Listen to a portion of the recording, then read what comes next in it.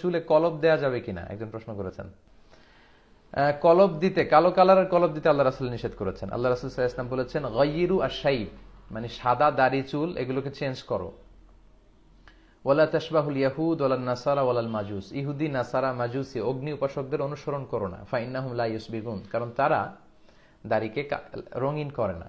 অর্থাৎ ইহুদি, নাসারা এবং অগ্নি উপাসক যারা, তাদের চুল দাড়ি যখন শুভ্র হয়, সাদা হয়ে যায়, তখন এগুলোকে রঙিন করে না, সাদা রাখতে পছন্দ করে। বিষ্ণু বললেন তোমরা আমার উম্মত হিসেবে সাদা রাখবে না, তাদের বিপরীত করতে হবে, ফলে তোমরা এটাকে খেজাব লাগাও, তাদের বিপরীত করো। তো সেক্ষেত্রে জান্নিবি সাওয়াদ, ব্ল্যাক কালার ইউজ করো না। বি ফা ফ্রম দ্য ব্ল্যাক কালার, এই ব্ল্যাক কালার থেকে তোমরা বেঁচে থাকবে। এবং আবু বকর রাদিয়াল্লাহু তাআলা আনহুর বাবাকে যখন আল্লাহ রাসূল সাল্লাল্লাহু আলাইহি ওয়াসাল্লাম দেখলেন একেবারে প্রচন্ড বয়োবৃদ্ধ, দাড়ি চুল সাদা হয়ে গিয়েছে, আল্লাহ রাসূল সাল্লাল্লাহু আলাইহি ওয়াসাল্লাম বললেন এই সাদা দাড়িগুলোকে রঙিন করে দাও না, খেজাব লাগাও না, মেহেদি লাগিয়ে দাও, কিন্তু কালো রং দিও না।